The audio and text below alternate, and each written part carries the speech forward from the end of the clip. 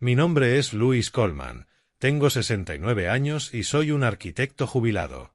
Para mi único hijo Terrell, no soy más que un viejo simple, una carga que debe soportar en mi vejez, y eso es exactamente lo que él y sus adinerados suegros pensaban.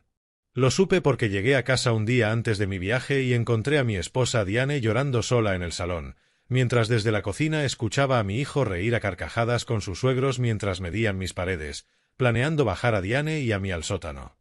Creían que estaba acabado, que no tenía poder, sin saber que el viejo simple al que intentaban arrinconar era en secreto multimillonario y que ya había preparado la trampa para ellos. Antes de continuar esta historia, dime en los comentarios desde donde me escuchas y dale like y suscríbete si crees que el respeto a nuestros mayores no se negocia. El vuelo desde Chicago había sido tranquilo y decidí no avisar. A los 69 no tienes muchas oportunidades de sorprender a la mujer que has amado durante 45 años. Imaginé la cara de Diane, esa sonrisa lenta que todavía me hacía temblar el corazón. Giré la llave y la casa estaba demasiado silenciosa. Diane, llamé dejando mi bolso en la entrada. Estoy en casa, cariño. La única respuesta fue un sonido ahogado desde el salón. Entré y el buen humor se me apagó al instante. Diane estaba encogida en el sofá que compramos juntos en 1985, con los hombros temblando mientras lloraba de manera profunda y dolorosa. Diane, cielo, ¿qué pasa? ¿Qué te ocurre? Se sobresaltó, con los ojos rojos y hinchados. Luis, no debías volver hasta mañana. Tomé un vuelo antes. ¿Qué ha pasado? ¿Alguien te ha hecho daño? Negó limpiándose las lágrimas. Están aquí, Luis, en la cocina. Me quedé inmóvil y en ese mismo instante oí otra risa que cortó el silencio. Venía de mi cocina. Era mi hijo Terrell, pero no estaba solo. Escuché la risa altiva de su suegra, Barbara Preston. ¿Quién está aquí? Pregunté, aunque mi estómago ya sabía la respuesta. Terrell, susurró Diane como si temiera decir los nombres y Heather y sus padres. Acaban de llegar hace una hora. Están midiendo. Midieron. La palabra no tenía sentido. Dejé a Diane en el sofá y avancé por el pasillo. Las risas eran cada vez más fuertes, cómodas, felices, mientras mi esposa lloraba a 10 metros. Me planté en la puerta de mi propia cocina y la escena me supo a traición. Terrell sostenía una cinta métrica, Heather tomaba notas y sus padres Richard y Barbara Preston bebían lo que claramente era mi mejor whisky. Te lo digo, Richard, dijo Barbara agitando el vaso, toda esta pared debe desaparecer. La tiramos y ponemos aquí una isla enorme de mármol Calacatta. Richard, con cara de estar oliendo algo podrido, asintió. Buena estructura, pero todo está anticuado. Mira estos muebles, roble, patético. Heather rió. Lo sé, papi, es horrible, pero cuando pongamos los electrodomésticos nuevos quedará fabuloso, ¿verdad, Terrell? Mi hijo de 38 años, asintió con una mirada codiciosa que jamás le había visto. Va a quedar increíble, cariño, absolutamente increíble. Terrell. Mi voz cortó el aire. Él soltó la cinta que cayó con un estruendo metálico. Papá se puso pálido. ¿Qué haces aquí? Tu vuelo era mañana. Vivo aquí, respondí con calma peligrosa. La pregunta es ¿qué hacéis vosotros y por qué tu madre está llorando en el salón? Los Preston me miraron sin sorpresa ni vergüenza, solo molestos, como si fuera un sirviente interrumpiendo.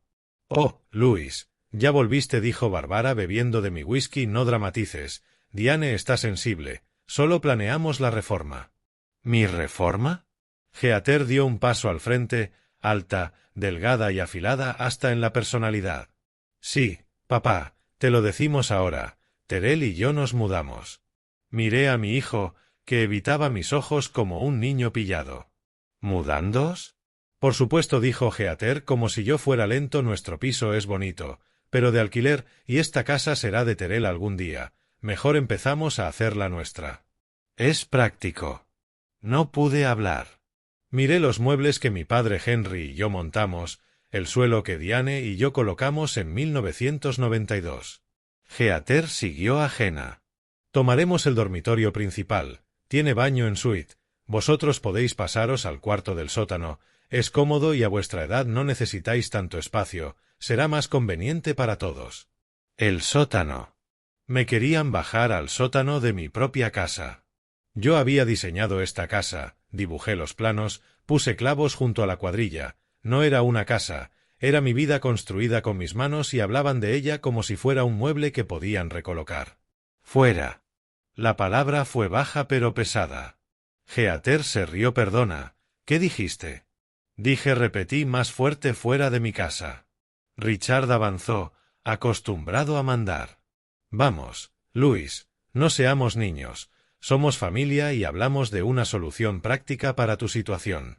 ¿Mi situación? Tu edad, intervino Bárbara dejando su vaso. Tus ingresos limitados. Terell nos contó cuánto debe ayudarte cada mes. Sentí un golpe en el estómago. Terell ayudarme. Nunca había tomado $1 suyo. Nos parece admirable, añadió Bárbara con falsa compasión, pero es una carga y ahora que se casó con Geater, nosotros también somos su familia, decidimos asumir esa carga. Nos quedamos con la casa, pagamos facturas y mantenimiento y a cambio, dijo Richard, vosotros tenéis un sitio seguro abajo. Más que justo. Miré a mi hijo, que seguía mirando el suelo. Su silencio era su confesión. Terell, dije. Él se estremeció. Mírame. Alzó la mirada llena de vergüenza, culpa y algo peor, debilidad. Tu esposa llora, dije con la voz temblando de una rabia que me asustó. Estas personas que nunca invité beben mi licor y dividen mi casa como botín. Diles que se vayan. Díselo ahora. Era el momento de verdad. El instante en que mi hijo sería el hombre que yo creía haber criado. Terell me miró a Geater y a sus ricos padres y se quebró. Papá, solo escucha, suplicó, deja de hacer una escena, me estás avergonzando. Avergonzándolo. Tienen razón, papá, dijo atropellado, esta casa es demasiado para ti, podemos ayudarte, no rejuveneces, nos preocupamos por vosotros, es lo mejor. ¿Lo mejor para echarme de mi habitación? Papá, basta, gritó harto, estoy cansado de preocuparme por esta casa, por tus facturas, cansado de fingir que no esperamos nada. Esta ya es mi casa o lo será, Geater y yo decidimos, acéptalo. Y entonces la rabia desapareció, no se apagó, se desvaneció dejando un silencio frío y nítido. Vi a mi hijo no como al niño que crié, sino como a un extraño de 38 años, un parásito que acababa de confirmar mis peores miedos. Vi a Geater con una sonrisa satisfecha, a sus padres mirándome como cuidadores observando a un león viejo. Mi hijo ya no estaba. Ya veo, dije con voz uniforme. Me di la vuelta, caminé al salón, Diane me miró con ojos asustados y esperanzados. Louis, ¿qué pasa? No me detuve. Fui al armario, saqué su abrigo y se lo puse. Ponte el abrigo, Diane. ¿Qué haces? Preguntó temblando. Nos vamos, dije con la calma de un general que ya ha visto el campo de batalla entero. Terell y los demás nos siguieron. Papá, ¿a dónde vas? No puedes marcharte. Ayudé a Diane a incorporarse, ella confiaba en mí sin entender nada. Tomé su bolso, miré a mi hijo, a su esposa y a sus suegros. Dijiste que tomabas el control, que decidías ahora. Abrí la puerta. Así que toma el control. Todo es tuyo. Guié a Diane al porche y cerré la puerta. El clic de la cerradura fue el sonido de una vida que terminaba y otra que empezaba. No llamé taxi, usé el servicio privado de coche. En menos de 2 minutos un Lincoln impecable se detuvo. Diane temblaba, no sabía si por el frío o por el shock. Miró el coche y luego a mí. Luis, ¿qué hacemos? ¿A dónde vamos? A un lugar seguro, Diane. Sube. Le di al conductor la dirección del Four Seasons del centro. Diane no dijo una palabra en todo el trayecto, solo miraba su reflejo con las lágrimas marcadas. Al llegar bajo el pórtico del hotel se tensó. Louis, no podemos, susurró, esto debe costar $500 la noche, no tenemos dinero para esto. Está bien, cielo, dije tomándola de la mano. En recepción el gerente nocturno me reconoció al instante. Señor Coleman, un placer, no lo esperábamos. Fue una decisión de último momento. James, necesito la suite presidencial. Por supuesto, señor. Diane apretó mi brazo. Suite presidencial. Le dije que luego hablaríamos. La suite era enorme, más grande que toda la planta baja de la casa. Ventanas de suelo a techo mostraban la ciudad como un manto de diamantes. Diane avanzó tocando los muebles como si no fueran reales. Luis, tengo miedo, dijo. ¿Cómo te conocen aquí? Le pedí que escuchara. Debía hacer la llamada más importante de nuestras vidas. Marqué un número que sabía de memoria. Sonó 2 veces en Nueva York. George Patterson hablando. George, soy Louis Coleman. Hubo una inhalación seca. Louis, son las 3 de la madrugada aquí. Esto debe ser hora. George. Un silencio pesado. ¿Estás absolutamente seguro? La cláusula 7b es el botón nuclear, no tiene vuelta atrás. Significa que Terrell está. Estoy seguro, respondí. Acaban de intentar bajarnos al sótano. Él eligió. Actívala ya. Quiero que esté bloqueado al amanecer. Hecho, dijo George. Os necesito a las 9 en mi despacho. Estaremos allí. Colgué. Diane me observaba aterrada. Cláusula 7b, ¿a quién cortas? ¿Quién es George? Le debía la verdad. Le conté todo, mi firma de arquitectura, como al jubilarme a los 55 la vendí, más exactamente vendí mi cartera de patentes de diseño estructural a un conglomerado internacional. Diane, no gané lo justo para vivir, gané mucho más. ¿Cuánto, Louis? 24 millones iniciales. Tras impuestos puse 20 millones en un fideicomiso ciego, el Coleman Family Trust. Diane soltó un gemido. ¿20 millones? Ha crecido, ahora ronda los 35. ¿Y por qué lo ocultaste? Porque vi lo que el dinero hizo a los hijos de mis socios, los volvió blandos, arrogantes, débiles. No quería eso para nuestro hijo. Quería que trabajara, que aprendiera el valor del esfuerzo, no que fuera un heredero. Vivimos simple, no pobres. Pagamos su universidad con el fideicomiso, el depósito de su primer piso, todo disfrazado como mis últimos ahorros. Pensé que le enseñaba responsabilidad, pero solo oculté el blanco. Le hice creer que yo era débil, simple, una carga, y lo creyó. Diane estaba muda intentando recomponer 20 años de mentiras. ¿Y la casa? Preguntó al fin. La casa que estaban midiendo, la que quieren quitar. Le dije la verdad más fría de todas. No es nuestra, nunca lo ha sido. Pertenece al fideicomiso, nosotros solo somos inquilinos de por vida, y Terrell acaba de intentar desalojar al propietario.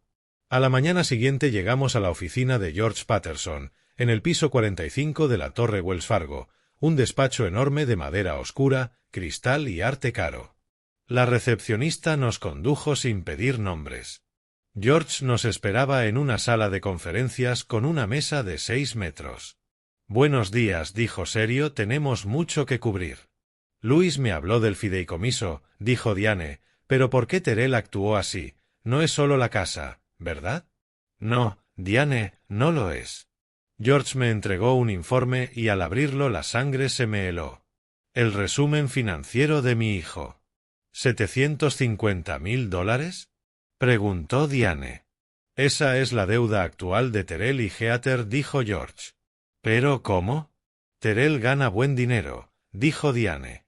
150,000 al año, sí, pero Heather gasta 300,000. George proyectó en pantalla los extractos de tarjetas, compras de lujo, el leasing de un Maserati, una hipoteca imposible. Viven una mentira, dije, entendiendo por fin una mentira asfixiante. ¿Y los Preston? Preguntó Diane. Sus padres son ricos, seguro que ayudan.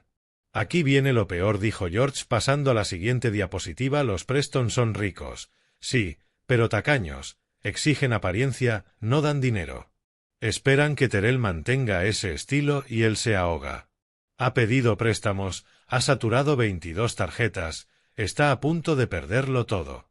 Esto es por eso estaban midiendo mi cocina, dije, necesitan el dinero de mi casa, lo necesitan ya. Peor aún, dijo George, lo que hicieron ayer no era el plan A, era el plan B. ¿Plan A? susurró Diane. George me miró. Luis, hace 3 meses recibí una llamada del director del banco que gestiona el fideicomiso. Mostró un correo escaneado. Hace 3 meses Terrell y su suegro pidieron una reunión privada con el banco y llevaron a su propio abogado. Intentaron que el banco te declarara mentalmente incompetente. Diane soltó un gemido. Alegaron que olvidabas cosas, que vivías por debajo de tus posibilidades, que era señal de senilidad, que no manejabas tus finanzas.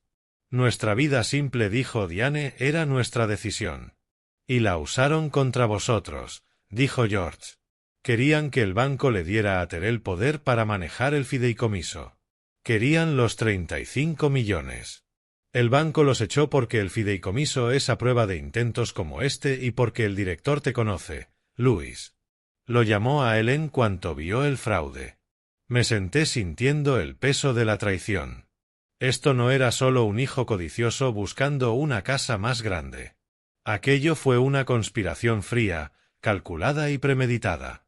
Mi hijo intentó hacer que me encerraran y borraran legalmente mi cordura para poder robarse su herencia. Entonces, ayer, dijo Diane uniendo la última pieza, ayer fue el plan B. Lo terminé por ella. Cuando no consiguieron tocar el fideicomiso, decidieron ir a por el único activo que creían que realmente era mío, la casa.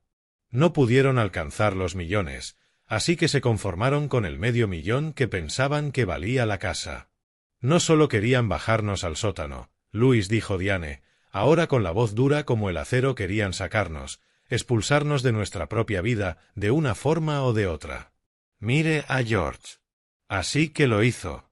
Activo la cláusula 7B. George Patterson sonrió. La activo en cuanto entro en ese banco, hace 3 meses. Luis, Terrell ya está desheredado. Solo que aún no lo sabe. Las manos de Diane temblaban, pero ya no de miedo, sino de rabia, una rabia fría y pura que nunca le había visto. Intentaron declararte incapaz, susurró con una voz baja y peligrosa, intentaron encerrarte. Lo hicieron, respondí, y fallaron. Así que vinieron a por la casa. Esos buitres y seo. Luis, ¿qué significa esto? ¿Qué pasa ahora? Mire a George. Cuénteselo. Dígale exactamente lo que Terrell acaba de hacerse a sí mismo. George juntó las manos y miró a Diane con respeto profesional. Diane, cuando Luis y yo creamos este fideicomiso, él temía exactamente este escenario. Le preocupaba que Terrell, rodeado de malas influencias, terminara viéndolo como una hucha y no como un padre. Así que me pidió que redactara una cláusula muy concreta y muy punitiva. La llamamos cláusula 7B. ¿Qué hace?, preguntó Diane. La apodamos la cláusula del lobo con piel de cordero, dijo George. Establece que si cualquier beneficiario principal, en este caso Terrell Coleman, incurre en cualquier acto de daño financiero, emocional o físico deliberado contra los fundadores Luis y Diane Coleman, ese beneficiario queda inmediata y permanentemente desheredado. Los ojos de Diane se abrieron de par en par permanentemente. Permanentemente, irrevocablemente, como si nunca hubiera sido nombrado en el fideicomiso, confirmó George. El intento de que declararan a Luis mentalmente incompetente, un acto de profundo daño financiero y emocional, activó esta cláusula hace 3 meses. Y ayer añadió el intento hostil de quedarse con su casa y desterrarlos al sótano fue el último clavo incontestable en su ataúd. Desde este mismo momento, Terrell Coleman no tiene derecho legal ni a un céntimo de los 35 millones del fideicomiso familiar Coleman. Las palabras quedaron flotando en el aire. 35 millones perdidos. Diane lo digirió. Entonces, ¿qué pasa con el dinero, con la casa? ¿A dónde va todo? Va, dijo George al beneficiario contingente, la persona que Louis designó para heredarlo todo en caso de descalificación de Terrell. Sonreí. Monique. Monique, dijo Diane sorprendida, la hija de tu hermana. La hija de mi hermana, confirme, la que trabaja como enfermera escolar en Atlanta, la que nos llama todos los domingos solo para saber cómo estamos, la que todavía te manda una tarjeta hecha a mano por tu cumpleaños, Diane. George asintió.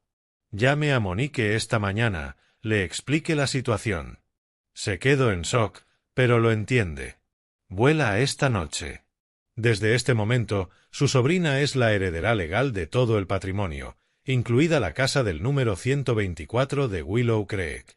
Cayó un silencio pesado mientras asimilábamos la magnitud del cambio. Luego una sonrisa lenta y fría se extendió por mi cara. Él no lo sabe, susurré. No, dijo George. No tiene ni idea. Cree que trata con un viejo cansado que vive en una casa que puede robarle. Quieren la casa, dije mientras un plan se formaba en mi mente. Están tan desesperados por ese $500,000 que están dispuestos a destruir nuestra vida por él. Así que dije mirando a George de Mosela. Diane me miró. Luis, ¿de qué estás hablando? De la trampa, Diane. Ellos tendieron la suya. Ahora tenderemos la nuestra. George lo captó al instante y sus ojos se encendieron. Es brillante, Louis. Diabólico y perfectamente legal. ¿Qué planeáis los dos?, preguntó Diane entre el miedo y la excitación. George se inclinó hacia adelante. Tu familia, Diane, cree que sois débiles, viejos y seniles. Piensan que ya han ganado, que Louis huyó anoche como un perro asustado. Son arrogantes, codiciosos y estúpidos. Vamos a usar esa arrogancia contra ellos. Vamos a redactar un nuevo documento, un acuerdo de cesión de propiedad y cuidados. Tendrá aspecto oficial, añadí yo. Diré que nosotros, Louis y Diane Coleman, en nuestro estado frágil, aceptamos entregarles la escritura de la casa a cambio de que Terrell y Heather asuman toda la responsabilidad de nuestro cuidado continuo, George. Y la letra pequeña, Diane, la letra pequeña será una obra de arte. ¿Qué dirá? Diremos, dijo George radiante, que ellos, Terrell y Heather Coleman, junto con sus testigos Richard y Barbara Preston, reconocen y confirman que Louis y Diane Coleman están en un estado vulnerable, sufren capacidad disminuida y no pueden tomar sus propias decisiones financieras y personales. Declararán que asumen voluntaria y conscientemente el control de todos los activos por esta razón. No es una cesión. Es una confesión firmada, con testigos y notarizada de conspiración y maltrato a mayores. El corazón me latía fuerte, no por miedo, sino por una furia fría y justa. Es perfecto, dije. Estarán tan cegados por el botín que firmarán su propia sentencia de muerte. Hagámoslo, dijo Diane con voz firme. Tome el teléfono. Mi mano no temblaba. Marque el número de Terrell. Contestó al primer tono. Debía estar mirando el móvil, pánico en el pecho. Papá. Papá. ¿Dónde estás? Mamá, está bien. Hemos estado tan preocupados. Su voz era la imitación perfecta de un hijo preocupado. Me revolvió el estómago. Solté un largo suspiro cansado y dejé que mi voz temblara. Terrell, hijo, yo. Papá, ¿qué pasa? Tu madre y yo hemos estado en la oficina de un abogado, dije fingiendo ser un hombre roto y derrotado. Hemos hablado toda la noche y quizá tengas razón, hijo. Oí cómo inspiraba bruscamente al otro lado. Silencio. ¿Qué quieres decir? Papá preguntó con voz cauta, sin atreverse a ilusionarse. Somos viejos, dije dejando que la voz se quebrara. Diane está destrozada. Ya no puedo pelear esto. Dijiste que cuidarías de nosotros, que te encargarías de todo. La casa. Es demasiado. Oh, papá, suspiró. El alivio en su voz era nauseabundo. Claro que sí, nos encargaremos de todo. Estás haciendo lo correcto, te lo prometo. Bien, dije. Entonces necesito que vengas a la oficina del abogado, George Patterson, en la Torre Wells Fargo. Quiero firmar la casa a tu nombre oficialmente. Acabemos con esto. Hubo una pausa. Casi podía oír los engranajes de su codicia aplastando cualquier resto de prudencia. ¿Hablas en serio? Susurro. Firmarás la casa hoy. Si dije a las 2 de la tarde, trae a Heather y a sus padres. Parecen estar metidos hasta el fondo. Quiero a todos aquí como testigos para que sea todo legal. Sí, sí, papá. Por supuesto. Su voz sonaba exultante. Estaremos allí a las 2. No te preocupes por nada. A partir de ahora nosotros cuidaremos de ti. Lo sé, hijo, respondí. Lo sé. Colgué. Mire a Diane. pálida pero decidida. Mire a George, que ya dictaba las cláusulas del acuerdo a su asistente. Está atrapado, dije. George sonrió. La trampa está lista. Exactamente a las 2 de la tarde las pesadas puertas de cristal de la sala de juntas se abrieron. Mi hijo Terrell y su esposa Heather entraron primero, seguidos de cerca por sus padres, Richard y Barbara Preston.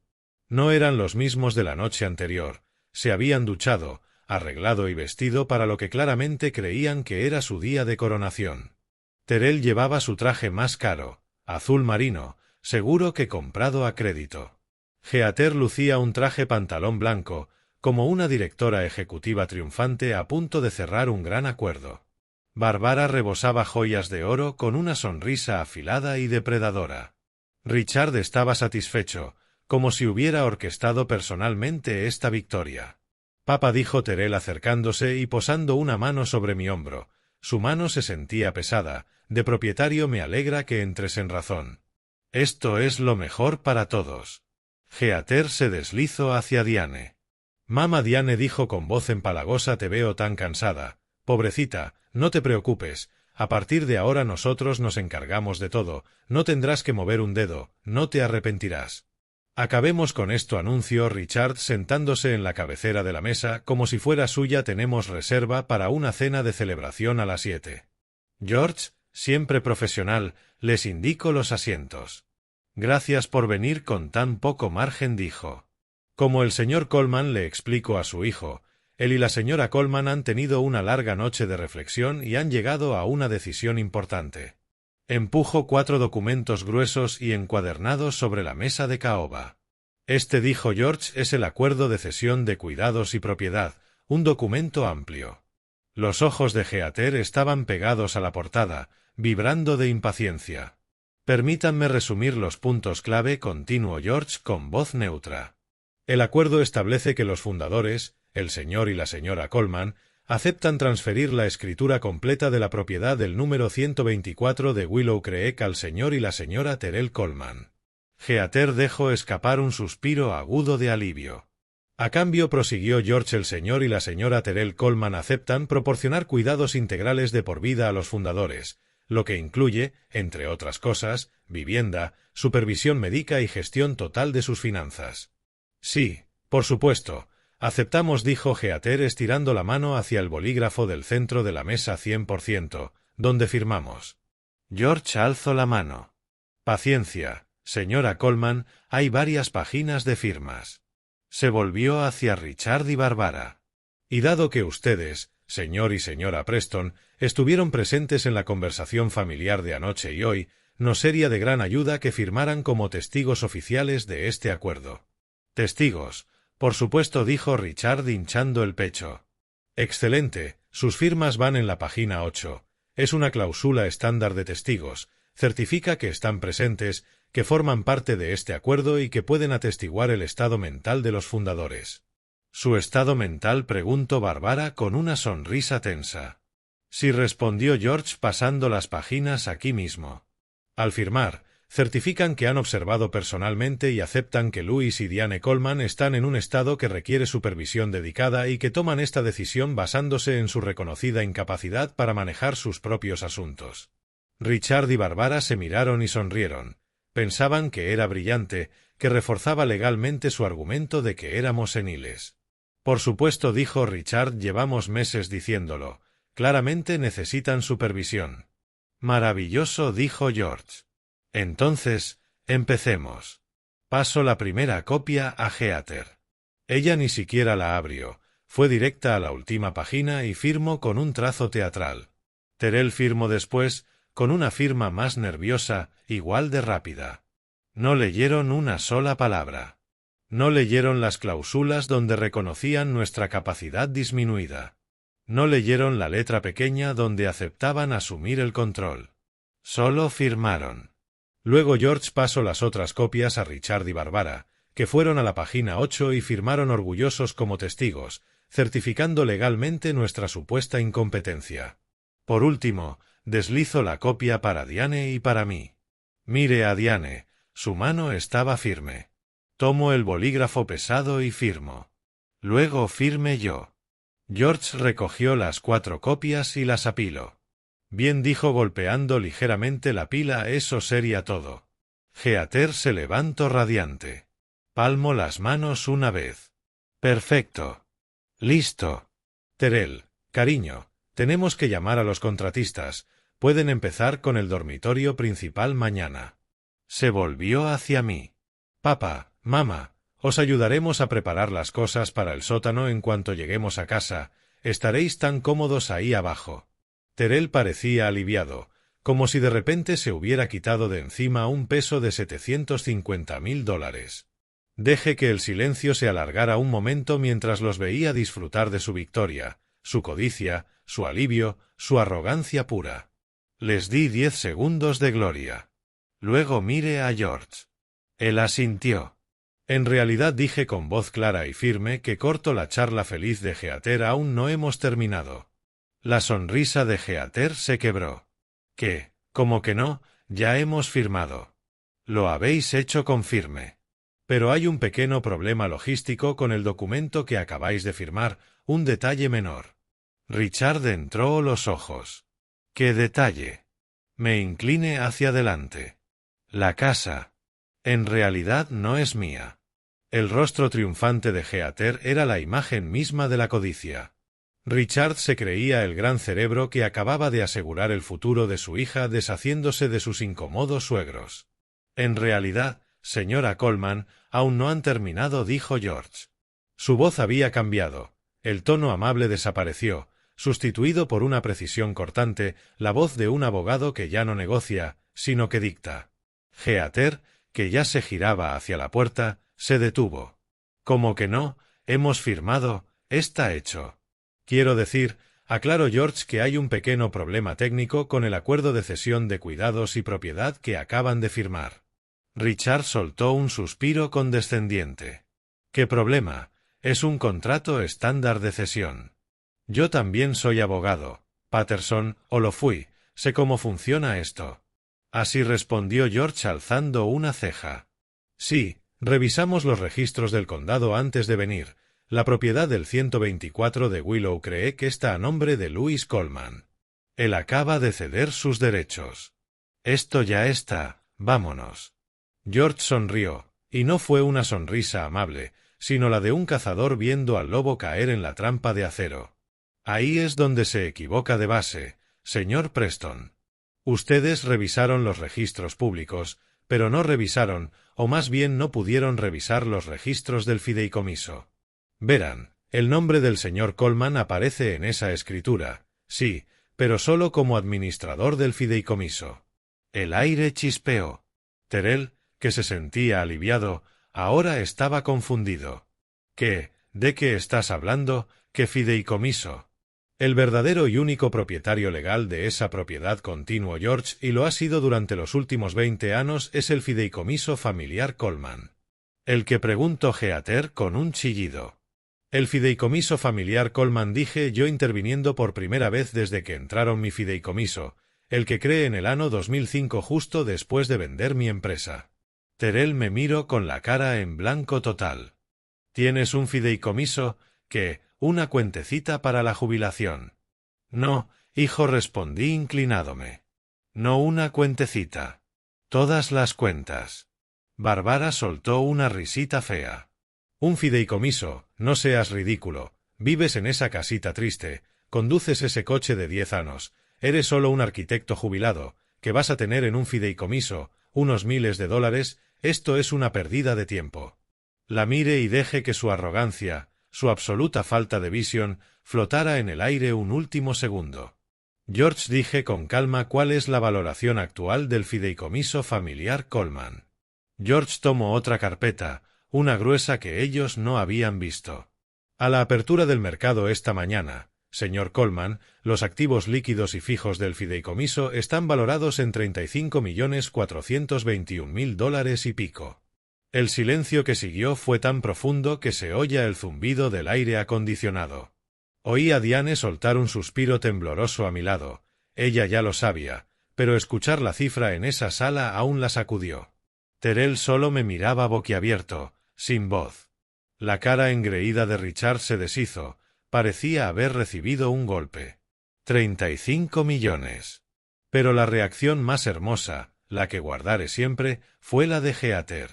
Su cara pasó en segundos de la confusión a la incredulidad total y luego a una alegría salvaje y desbordante.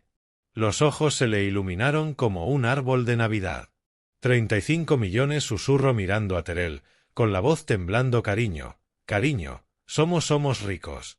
Empezó a reír, una risa aguda y medio sollozo. Él tiene 35 millones. Dios mío, Terrell, somos ricos. Se lanzó a su cuello mientras él seguía paralizado. Somos ricos. No necesitamos la estúpida casa. ¿Qué importa la casa? Nos quedamos con el fideicomiso.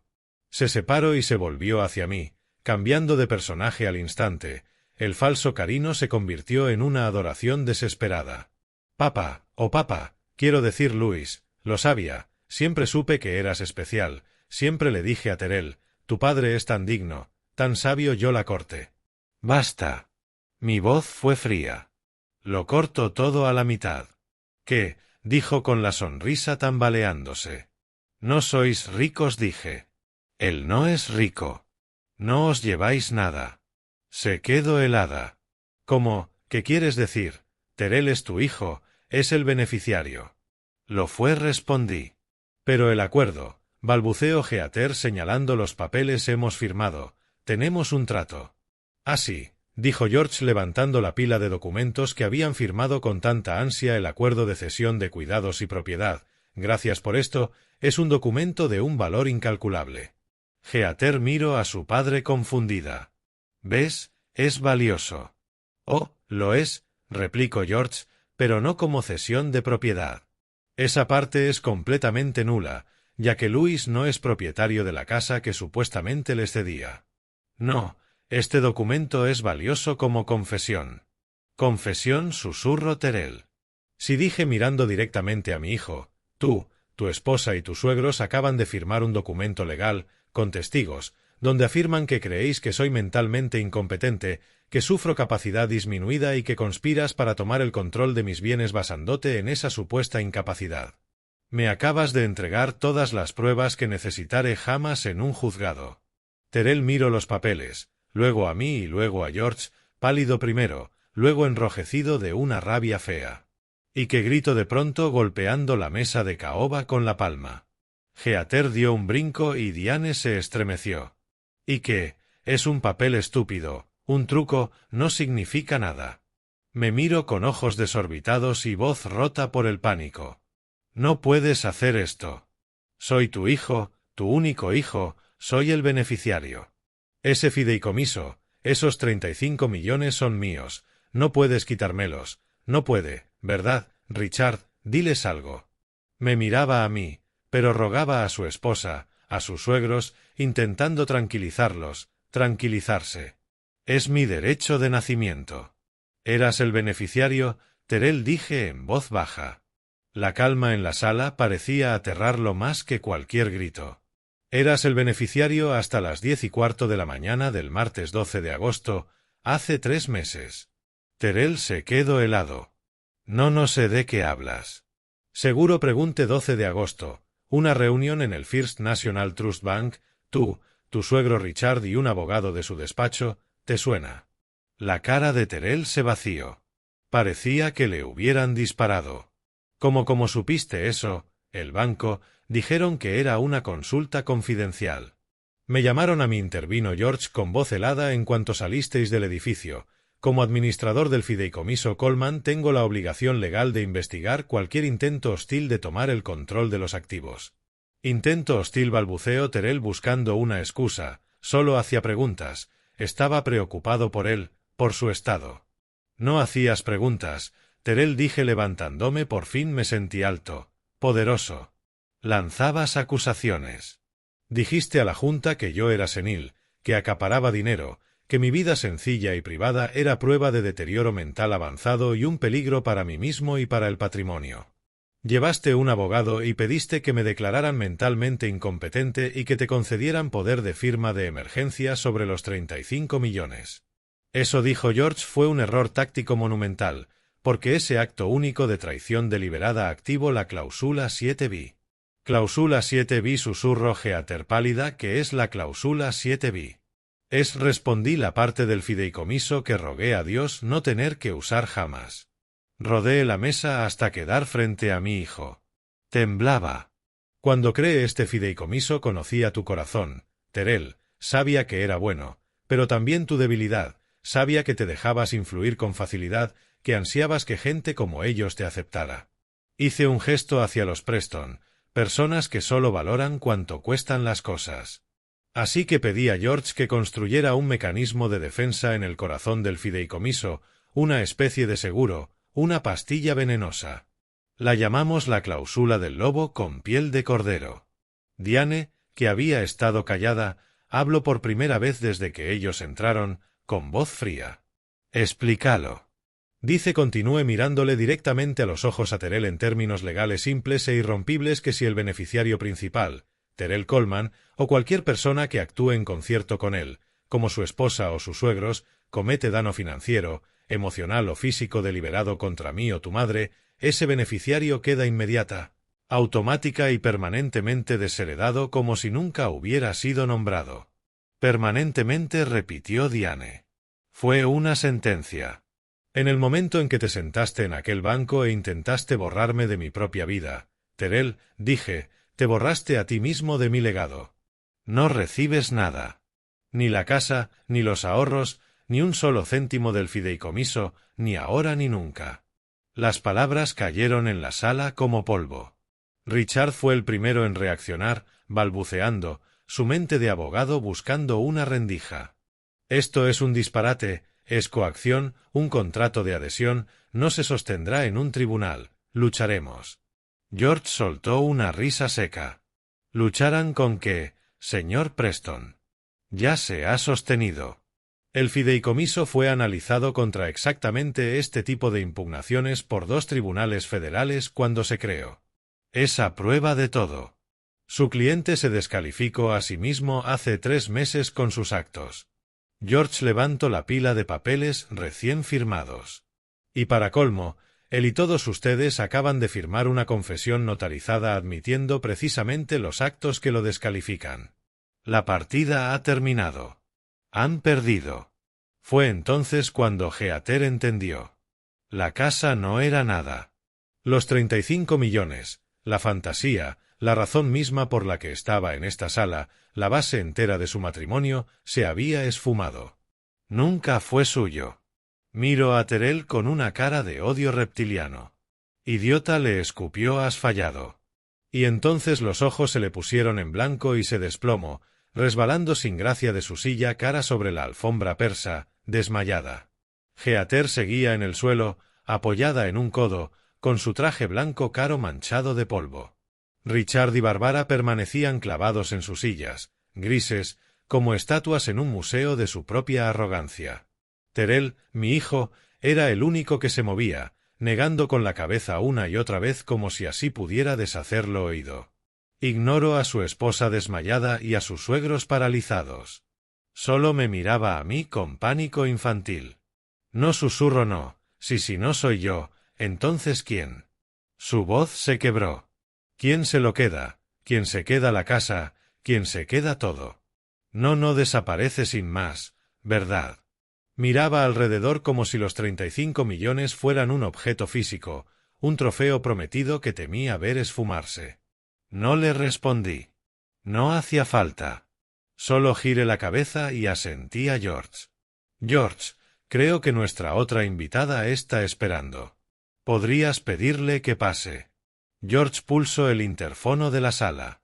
Puedes pasar, Monique. La puerta lateral que comunicaba con su despacho privado se abrió. Entró una mujer joven, de unos 30 años, con un sencillo pijama azul de enfermera. Llevaba el pelo recogido en una coleta práctica y el rostro amable marcado por una tristeza profunda. Era mi sobrina Monique, la hija de mi hermana. La cabeza de Terrell giró hacia ella, y su confusión se convirtió enseguida en una rabia cruda y ardiente. Monique, ¿qué demonios haces aquí? Esta es una reunión familiar privada, larguete. En el suelo, Heather consiguió incorporarse, con el pelo hecho un desastre y el maquillaje corrido. Al ver a Monique, su rostro se torció en desprecio. La enfermera, ¿qué hace aquí? Ha venido a tomarnos la tensión. Echadla. Monique se detuvo a unos pasos de la mesa y miró a Terrell no con rabia, sino con una lástima firme y acerada. Hola, Terrell. Estoy aquí porque el tío Luis y la tía Diane me pidieron que viniera. Está aquí, dijo George con voz firme, como beneficiaria contingente del fideicomiso familiar Coleman. Terrell se quedó mirándolo. ¿La qué? Desde las 9 de la mañana de hoy, continuó George, en el momento en que tu descalificación legal y permanente se hizo efectiva bajo la cláusula 7b, el estatus de beneficiario principal quedó anulado. Según el reglamento del fideicomiso, todos los activos, derechos y títulos se transfieren inmediatamente al beneficiario contingente. En este caso, la señorita Monique Johnson. George miró a Monique y asintió. Desde las 9 de la mañana de hoy, Monique es la única heredera del patrimonio de 35 millones. El silencio fue absoluto. Heather, todavía en el suelo, emitió un pequeño sonido ahogado. Richard parecía a punto de sufrir un infarto. Terrell solo negaba con la cabeza, soltando una risa rota. A ella, se lo das a ella, una enfermera a tiempo parcial de Atlanta. Esto es una broma, la peor broma que he oído. No es una broma, Terrell, dijo Monique con voz suave pero llena la sala. Avanzo y dejo un documento legal impecable sobre la mesa, justo delante de él. Cayó con un golpe seco. ¿Qué es esto?, susurró Terrell, temeroso de tocarlo. Como nueva administradora legal del fideicomiso, dijo Monique que, como ya sabes, es la única propietaria de la casa del 124 de Willow Creek. Este es un aviso legal formal de desahucio. Heather se puso en pie como pudo, con el traje blanco arrugado y ridículo. Desahucio, tú no puedes echarnos, esa es nuestra casa. No, Heather, contestó Monique mirándola por primera vez a los ojos, ahora es mi casa. O más bien pertenece al fideicomiso que yo gestiono en nombre de mis tíos. Vosotros vivíais allí como invitados. Anoche intentasteis desalojar a los inquilinos legítimos y mandarlos al sótano. Ya no sois invitados. Señalo el papel. Este aviso os da exactamente 24 horas a ti y a tu marido Terrell Coleman para abandonar la propiedad. 24 horas, estalló Terrell, eso es de locos. Tenemos cosas allí, nuestros muebles, nuestra vida está en esa casa. Tenéis 24 horas para sacar vuestras pertenencias móviles personales, dijo Monique con voz de acero. Todo lo que quede en la casa después de las 2 de la tarde de mañana, incluidos los planos de la isla de mármol de tu esposa y la cinta métrica de tu suegro, se considerará propiedad abandonada. Se liquidará de inmediato y los beneficios se donarán a una asociación de ayuda a ancianos. Las cerraduras de todas las puertas se cambiarán a las 2:01 de la tarde de mañana. Zorra, gritó Heather, lanzándose literalmente sobre la mesa. Yo no haría eso, señora Coleman, dijo George con calma, poniéndose en su camino sin siquiera inmutarse. Ya se enfrenta a posibles cargos penales por conspiración para cometer fraude a ancianos, añadir una agresión a esa lista seria, y uso aquí el término legal excepcionalmente estúpido. Heather se detuvo con la mano levantada y la cara deformada por una rabia fea e impotente. Desde este momento, dijo Monique, todos ustedes están allanando esta oficina y si vuelven a poner un pie en la propiedad del 124 de Willow Creek sin mi permiso expreso o el de mis tíos, haré que los arresten. Terrell, la ignoro. Nos ignoro a todos. Tropiezo más allá de George, más allá de la mesa, hasta quedar justo frente a mí. Tenía la cara hecha un desastre de lágrimas, mocos y sudor. A ella soltó, señalando a Monique por encima del hombro, a ella antes que a mí, a ella. ¿Por qué, papá? Soy tu hijo. Soy tu sangre. Ella solo es la hija de tu hermana. Mire a mi hijo con el corazón pesado, ya no de rabia, sino de una tristeza inmensa y vacía. Tienes razón, Terrell, dije, eres mi sangre. Pero ella, me giré y señalé a Monique, que ahora estaba junto a Diane tomándole la mano. Ella es mi familia. Ella es la que llama a Diane todos los domingos solo para hablar. Es la que se acuerda de mi cumpleaños, no con un mensaje sino con una tarjeta escrita a mano. Es la que, cuando Diane se operó de la rodilla hace 2 años, pago de su bolsillo un vuelo para venir y se quedó 3 días sentada a su lado en el hospital, durmiendo en una silla sin pedir nada a cambio. Tú eres mi hijo, Terrell, pero ella es mi familia. Lo mire a los ojos. Tú solo eres una decepción. Richard Preston, con el rostro morado de rabia, entendió por fin que la partida había terminado. Era un hombre que detestaba perder y acababan de hacerle jaque mate delante de toda su familia. Agarro a su esposa Barbara por el brazo y la levanto bruscamente. Esto es absurdo, farfullo. Acomodándose la chaqueta de su traje, una farsa completa. No vamos a quedarnos aquí para ser insultados por esta enfermera y un viejo senil que se cree un rey. Tiene razón, intervino Barbara sacudiendo de su blusa de seda cara un polvo imaginario. Nos vamos. Terrell, Heather, coged vuestras cosas. No necesitamos esta caridad, tenemos nuestro propio dinero. Desde luego no necesitamos sus 35 millones. Se dirigieron a la puerta en un intento patético de recuperar el control, queriendo hacer ver que eran ellos quienes nos rechazaban y no al revés. Heather, viendo el teatro de sus padres, empezó a venirse arriba. Agarro del brazo a Terrell. Vámonos, Terrell. Lucharemos. Los demandaremos. No los necesitamos. Me temo que si los necesitan, señor Preston, dijo George con voz suave como el cristal, cortándoles el paso. Se detuvieron a pocos centímetros del picaporte de bronce. Como dijo Richard con desprecio, girándose despacio. He dicho, repitió George, me temo que si los necesitan. O mejor dicho, que necesitaban su dinero. Por favor, vuelvan a sentarse, aún no hemos terminado la presentación. No tenemos nada más que hablar, gruñó Richard. Al contrario, respondió George, pulsando un botón en el pequeño mando de su mano. La gran pantalla del proyector, oculta en el techo, bajó con un zumbido suave. Todos ustedes han venido hoy aquí con el pretexto de preocuparse por Louis y Diane. Nosotros solo tratamos de entender hasta qué punto llegaba esa preocupación. La pantalla se encendió mostrando un documento titulado en grandes letras negritas Informe de responsabilidad Coleman, Terrell y Heather. Terrell y Heather se quedaron helados. ¿Qué es eso?, exigió Terrell con la voz subiéndosele de pánico. No tienen derecho. Eso es privado. Era privado, lo corrigió George, hasta que ustedes lo convirtieron en asunto del fideicomiso al intentar defraudarlo. Como administrador, tengo el deber fiduciario de proteger el fideicomiso de cualquier amenaza creíble, y usted, señor Coleman, junto con sus cómplices, se ha convertido en la amenaza más importante. Apunto con un puntero láser rojo a la pantalla. Verán, teníamos mucha curiosidad por saber por qué estaban tan desesperados. ¿Por qué intentar encerrar a su padre? ¿Por qué arriesgarlo todo por esta casa de $500,000? Los 35 millones eran el botín obvio, pero la casa era un movimiento más pequeño y desesperado, implicaba un problema grave de liquidez. George hizo clic. Una larga lista de tarjetas de crédito llenó la pantalla. American Express Platinum, Chase Sapphire Reserve, Visa Black, 22 tarjetas en total. Ustedes dos, dijo George dirigiéndose directamente a Terrell y Heather, viven una mentira espectacular.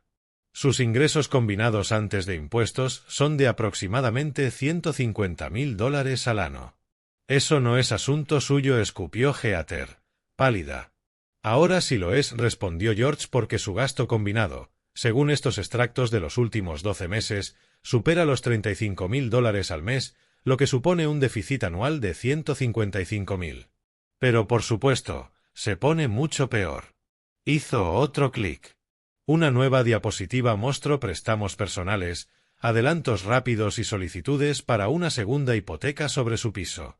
Sumando todo, dijo George con voz que resonaba en la sala, su deuda actual no garantizada y de alto interés asciende a $754,212,90.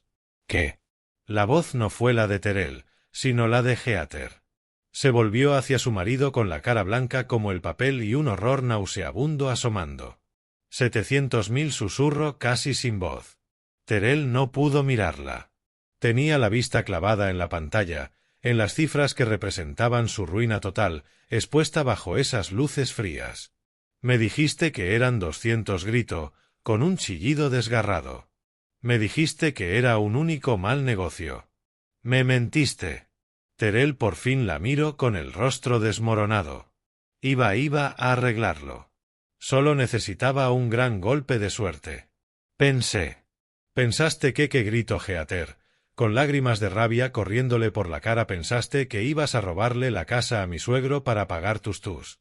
¿Qué es esto?, dijo George con falsa ayuda, pasando a la siguiente diapositiva. Es el historial detallado de transacciones de 6 páginas distintas de apuestas deportivas en línea internacionales.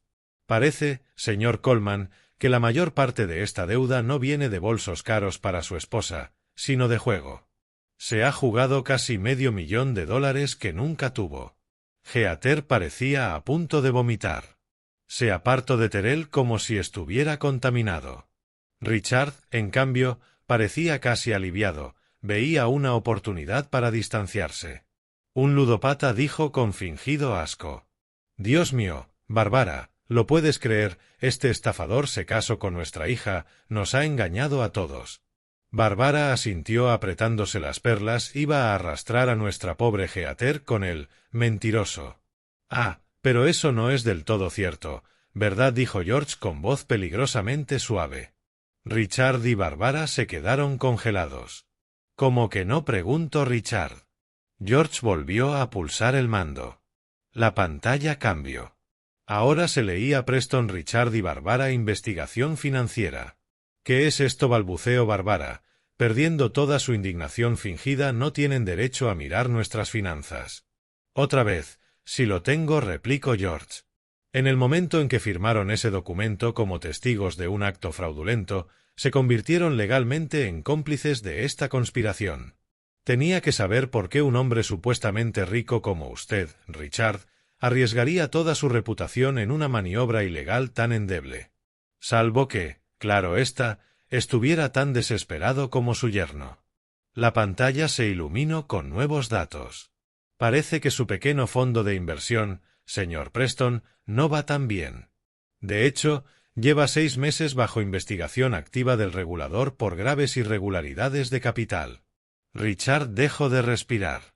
Mis investigadores han descubierto que ha estado pidiendo prestado de manera masiva de las cuentas de sus propios clientes para tapar sus pérdidas catastróficas en el mercado, dijo George. No solo está arruinado, Richard. Está en la quiebra y a punto de ser imputado. Monstruo, chilló Bárbara girándose hacia su marido. Me dijiste que el negocio iba bien, que eras un genio. Y tú, rugió Richard, con la cara morada. Me dijiste que ese dinero te lo había dado tu madre. Eso es mentira. Oh, no lo es, intervino George con un último clic. Y usted, Bárbara, esa ayuda tan generosa que le diste a tu hija, el dinero para el Maserati, la entrada del piso, eso no venía del negocio triunfante de tu marido. Rastreando los movimientos, hemos visto que has vaciado sistemáticamente la cuenta de jubilación de tu madre de 88 años sin su conocimiento. Una cuenta, por cierto, que ella tiene en nuestro banco. Ladrona común, aulló Richard. Estás tú como para hablar, estafador. Todo se vino abajo ahí mismo. Los gritos, las acusaciones, la verdad cruda y asquerosa de sus vidas explotando en medio de la sala de juntas de George. Fue hermoso. George los dejó desmoronarse un minuto entero, una sinfonía de autodestrucción. Luego carraspeo. Parece, dijo apagando la pantalla y devolviendo a la sala un silencio pesado, que no eran una familia sana intentando ayudar a un anciano, eran un castillo de naipes ya en pleno derrumbe e intentaban usar a Louis y Diane como cimiento. La reunión ha terminado. El silencio espeso se alargó 10 segundos. Lo rompió Heather. No se había desmayado, estaba calculando. Se levantó muy despacio con el rostro pálido y los ojos clavados en mi hijo. Tu susurro, con una voz ya sin dulzura ni fingimiento, un siseo bajo y reptiliano. Tú, mentiroso, inútil y fraudulento. Terrell, que seguía mirando la pantalla en blanco donde acababa de desvanecerse su fortuna de 35 millones, se estremeció. ¿Qué, Heather? No mentí, yo pensé. Pensaste, repitió ella a gritos, con la voz disparada en un registro histérico que nos hizo encoger a todos. Me dijiste que tu familia era de dinero viejo, Me dijiste que tu padre era modesto y excéntrico, que vivía así por capricho, me dijiste que esa casa era solo el principio. Intentaba darte lo que querías, gritó Terrell, dejando por fin que su desesperación saliera en forma de rabia. Intentaba seguir el ritmo. ¿Quién fue la que quería el Maserati? ¿Quién insistió en el piso en la ciudad? ¿Quién se gastó $10.000 en un solo bolso la semana pasada? Porque tú me dijiste que podíamos permitírnoslo, chilló ella. Avanzando hacia él con los puños cerrados intentaba que funcionara. Yo estaba gestionándolo. Gestionándolo, se burló Bárbara. Ya recuperada y goteando veneno llamas gestionar a $750.000 en deudas de juego. Eres un degenerado, Terrell. Te casaste con nuestra hija bajo falsas promesas. Eres un estafador barato. Ah, yo soy el estafador, se echó a reír Terrell con una carcajada rota y espantosa. Tu marido es un delincuente. Está a punto de ser acusado por el regulador y tú, señaló a Bárbara, has robado a tu propia madre de 88 años. Sois una panda de hipócritas, una familia de vampiros. Richard lanzó un rugido y se abalanzó sobre la mesa. Mocoso desagradecido, voy a matarte, caballeros. La voz de George no fue alta, pero cortó el caos como un latigazo. Se plantó entre Richard y Terrell. Ya basta. La sala volvió a quedar en silencio, el aire vibrando de odio puro. Esto, dijo George señalándolos con desprecio absoluto, es un lugar de trabajo, es mi oficina. No pienso permitir que la conviertan en lo que sea esto. La reunión, como ya he dicho, ha terminado. El fideicomiso está seguro. Los documentos están firmados. Ahora insisto en que se lleven sus dramas familiares a otra parte, inmediatamente. Heather no miraba a sus padres. No miraba a George. Solo miraba a Terrell, y vi cómo las últimas piezas frías encajaban detrás de sus ojos. Ya no era solo ira, era duelo. Pero no estaba de luto por el hombre, sino por el dinero. Así que ya está, susurró Terrell con voz hueca. Él también lo vio. Siempre fue solo el dinero.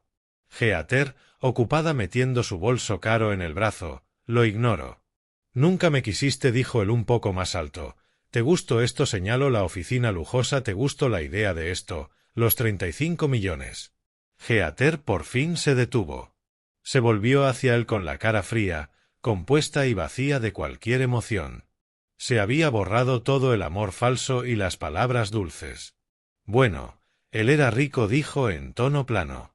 Y tú fuiste demasiado estúpido hasta para heredar bien. No fuiste capaz ni de hacer esa única cosa sencilla.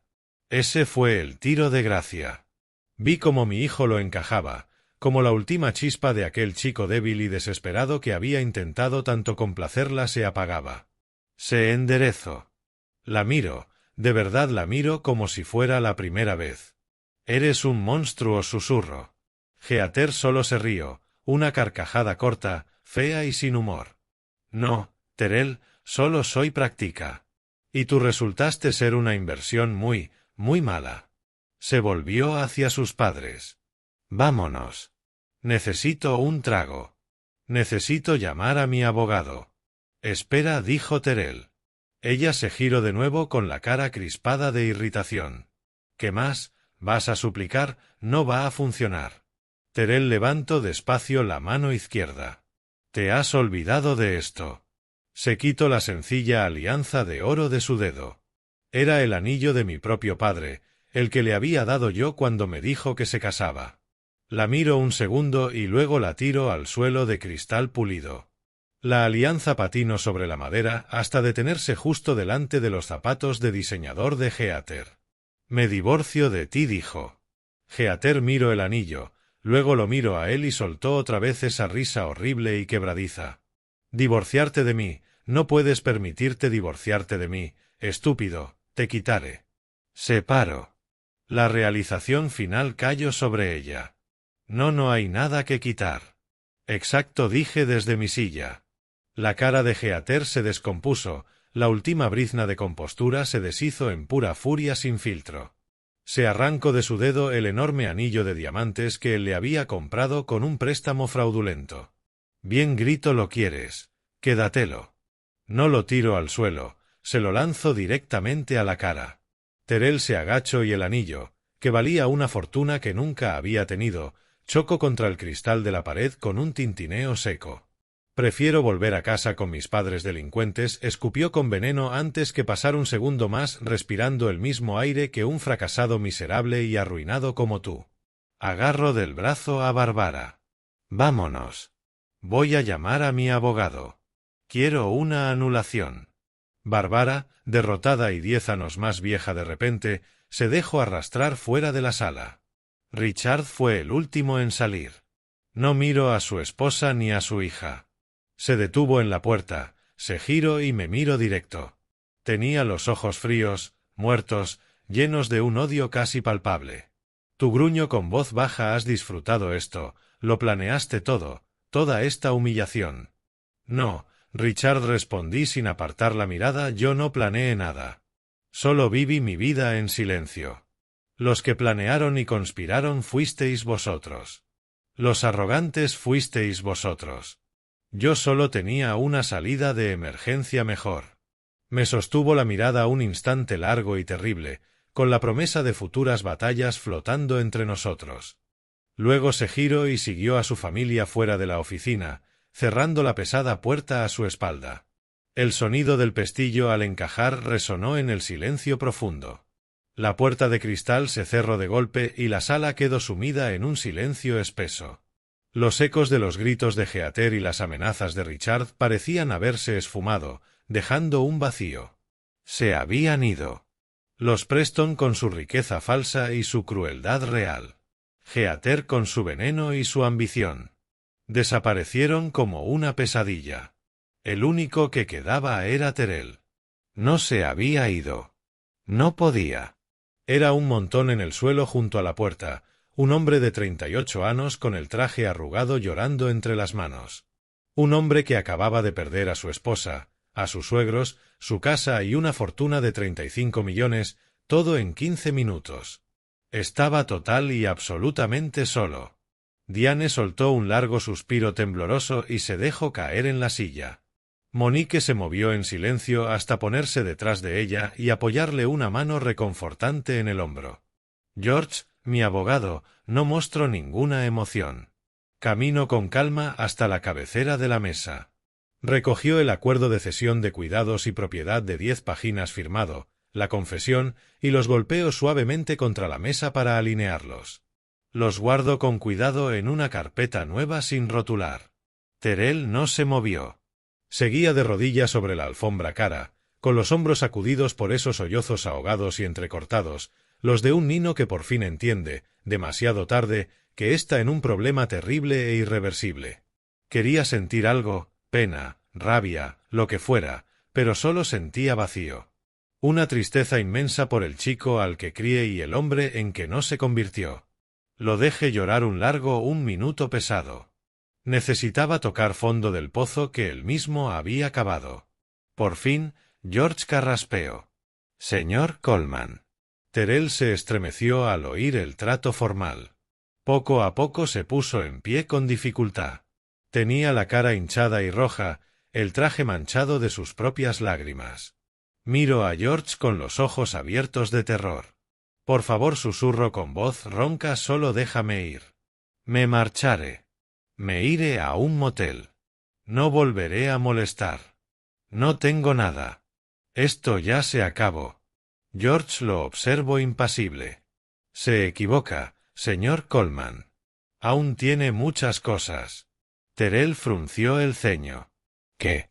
Tiene responsabilidades penales, respondió George. Terrell alzó de golpe la cabeza. ¿Qué? ¿De qué habla? Esto ya se acabó. Es un asunto de familia, de herencias, usted ganó, se lo quedo todo. Esta nunca fue una reunión sobre una herencia, Terrell, dijo George, con la voz bajando hasta convertirse en el tono frío y quirúrgico de un fiscal. Esta fue una reunión para cerrar la recopilación de pruebas contra usted. Parece que cree que todo termina aquí. No es así. Termina en un juzgado. ¿Pruebas de qué? ¿De qué?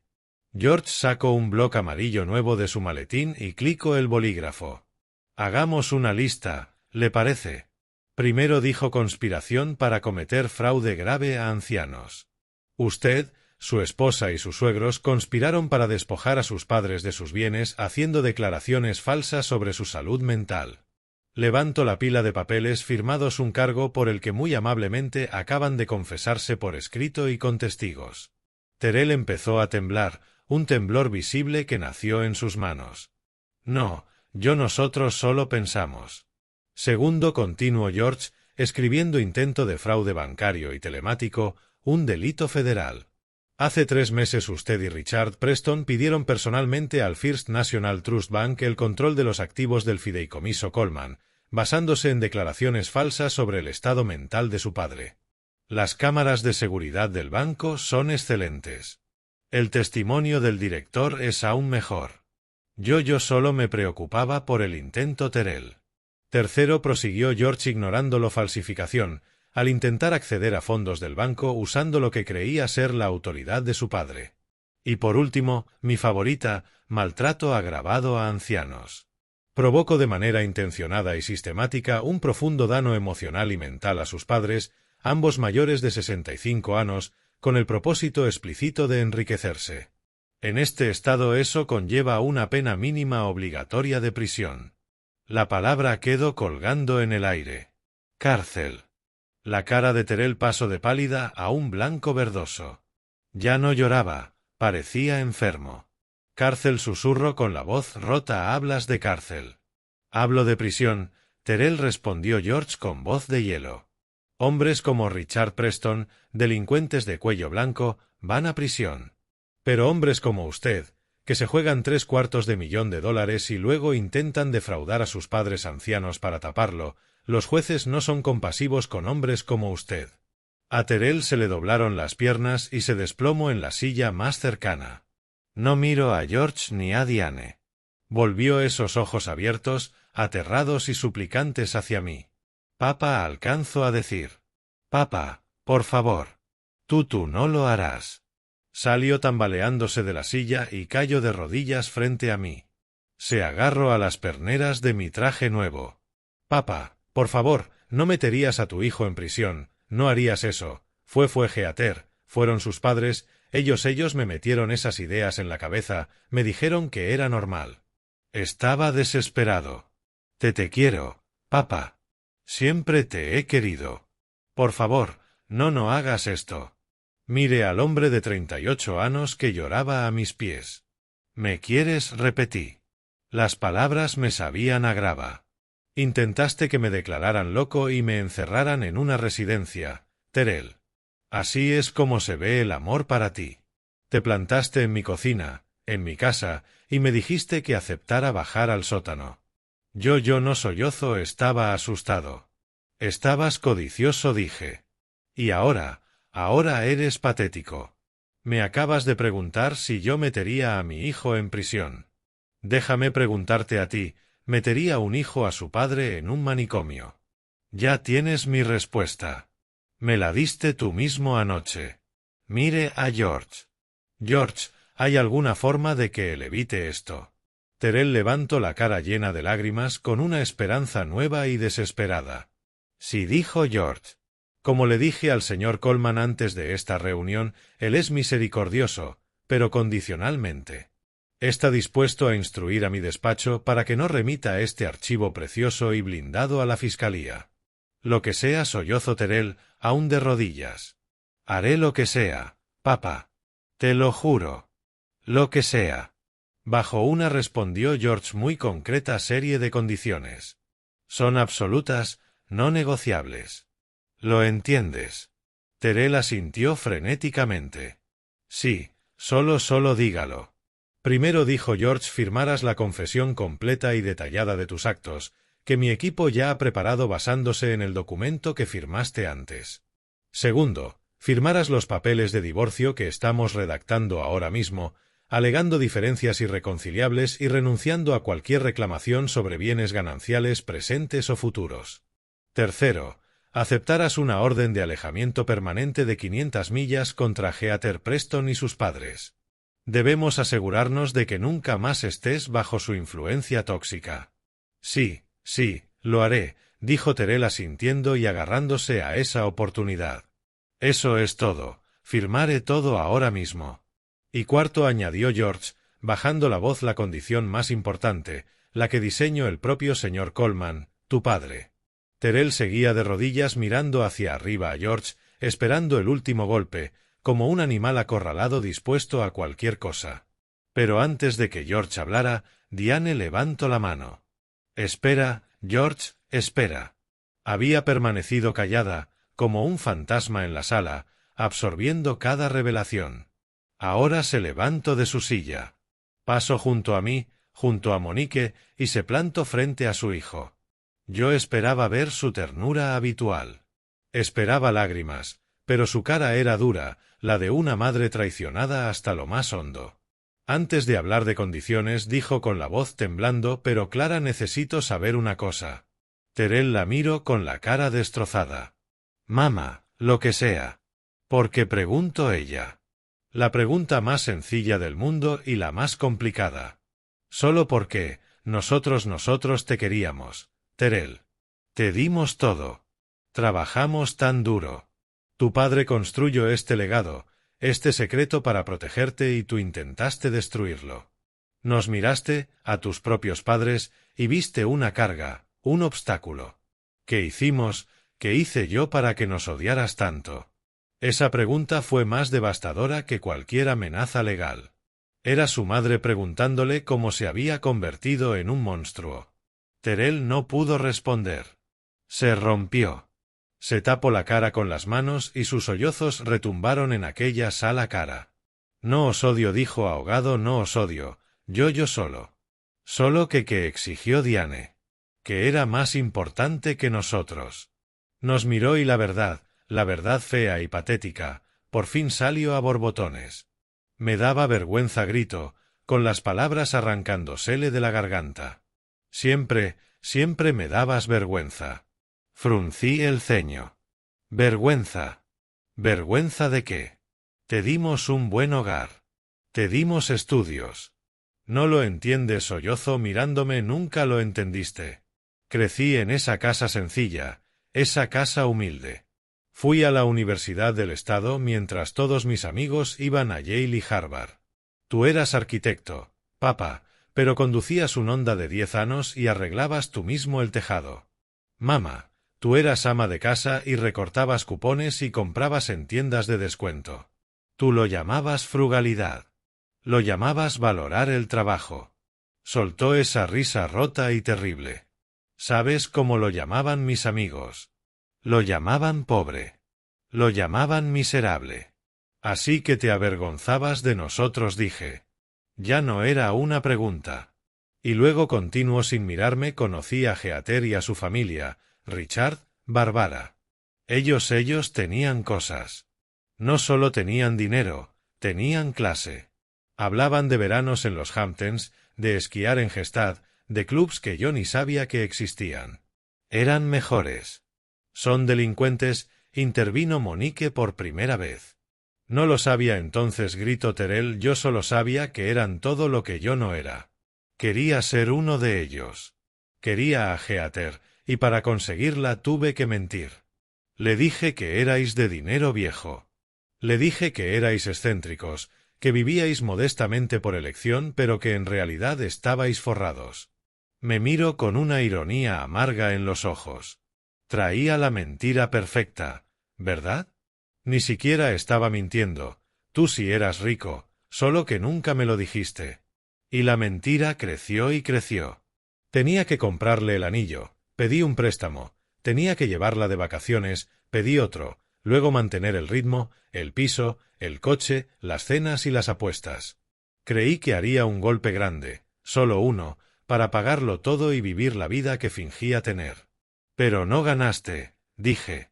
Nunca gané, susurró, solo perdí sin parar. Así que viniste a por nosotros, dijo Diane con la voz muerta. Cuando tus mentiras se agotaron, viniste a por nosotros. Terell asintió, hundido. Los padres de Heather venían a la ciudad, querían ver la herencia, conocer a los padres excéntricos. Yo estaba atrapado, Sabía que en cuanto vieran la casa y os conocieran el teatro acabaría, os verían tal como sois, sencillos. Y no podías permitirlo, dije. No. Así que lo de declararme incapaz fue idea de Richard, dijo agarrándose al pretexto. Dijo que era una práctica típica en patrimonios altos, planificación para proteger los activos. Yo lo creí. Pensé que si conseguía controlar el dinero podía arreglarlo todo antes de que lo notaras. Y cuando eso falló, pregunté, ¿cuál era el plan de anoche? No me miró. Dímelo. Era desesperación, murmuró. Geater y sus padres decían que había que tomar el control, que eras un obstáculo, una carga, que si nos mudábamos y os imponíamos acabarías cediendo. ¿Rendirnos? Repitió Diane, horrorizada. Intentabais rompernos el espíritu. Íbamos a vender la casa, admitió. Pagar las deudas urgentes. Meteros a los dos en una residencia buena, de lujo. Creíamos que estaríais mejor con gente de vuestra edad. ¿Una residencia? Dije. Ibas a vender nuestro hogar, el que yo construí, para pagar tus apuestas y encerrarnos en una residencia. Él balbuceó. Estabas avergonzado de nosotros, dije, dejando caer la verdad final. Avergonzado de nuestra vida sencilla. Así que decidiste robarla, venderla por partes y tirarnos. Todo para impresionar a una familia de ladrones y estafadores. No respondió. Se quedó de rodillas, expuesto. Un hombre débil, jugador y mentiroso que casi destruye a sus padres por vergüenza. Su confesión quedó suspendida en el aire. Entonces Diane levantó la mano. Lo vi venir y no la detuve. El golpe resonó en la sala. Ese, dijo temblando, es por hacerme llorar. Ese por el miedo que nos diste. Ese por estar en mi cocina planeando echarnos al sótano. Terell ni se movió. Pensé que sería todo, pero ella se derrumbó y lo abrazó. Y sollozó, porque sigue siendo mi hijo. Un hijo necio, terrible, pero mi hijo. Terell se quebró.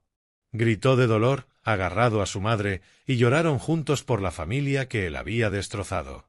Dejé que saliera el veneno un minuto. Luego puse una mano en el hombro de Diane. Suficiente. Pedí a George y a Monique que nos dejaran solos. Miré a mi hijo. Levántate. Se levantó torpemente. Dos caminos, dije. Escucha bien. Tenemos pruebas suficientes para mandarte a prisión a ti, a Geater y a sus padres por muchos años. Ese es el camino a... Nunca volveríamos a hablar. Sus ojos se agrandaron. No, papá, dijiste que había condiciones. Sí, dije. Ese es el camino B. Evitarás la cárcel, pero pagarás lo que has hecho. Pagarás de verdad. Y no negociarás nada. Asintió desesperado. Primero, tratamiento. No terapia, ingreso de 30 días y luego seguimiento. Eres adicto. Sí, papá. Segundo, un trabajo de verdad, barrer, cargar cajas, lo que sea. Un sueldo ganado con tus manos. Con ese sueldo empezarás a devolver los $750,000 al fideicomiso. Sin ayuda, sin herencia, sin un céntimo nuestro. Tercero, los Preston y Geater desaparecen, divorcio inmediato y orden de alejamiento de 500 metros de por vida.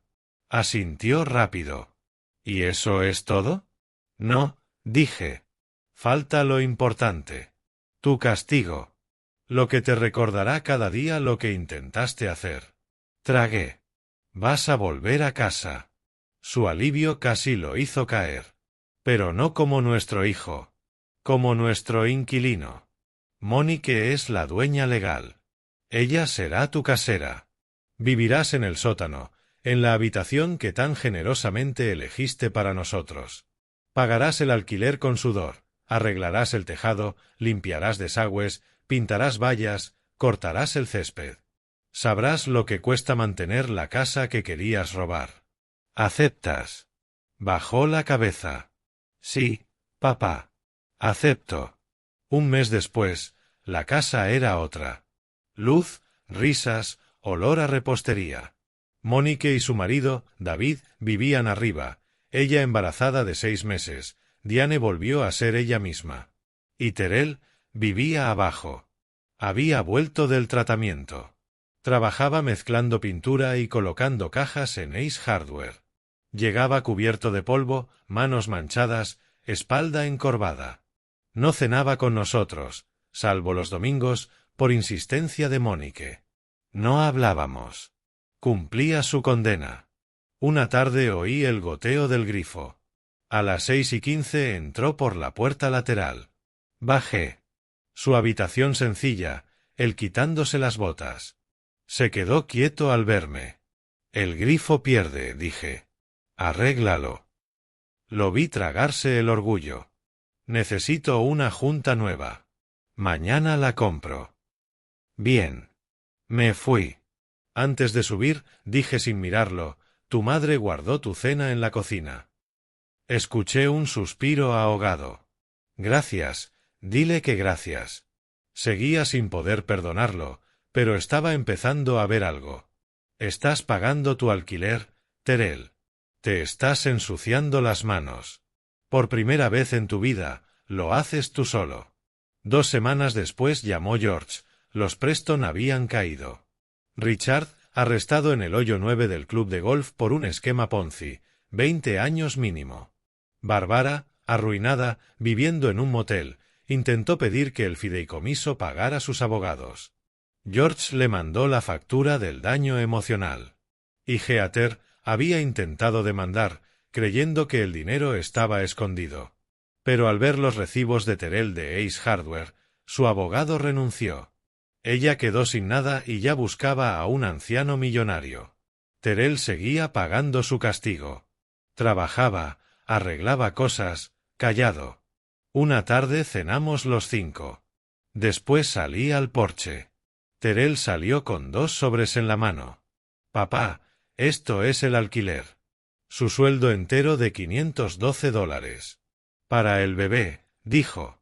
Y me tendió el segundo. La primera cuota. $100. Para los 750.000. Lo miré. Es nada, dije. Tardarás más de 600 años. Lo sé, susurró. Me guardé el sobre en el bolsillo, sobre el corazón. Una cuota pagada, muchas por delante. Gracias, dijo con un hilo de voz. Buen trabajo con el grifo, añadí. Asintió como si hubiera recibido una medalla. Buenas noches, papá. Buenas noches, hijo.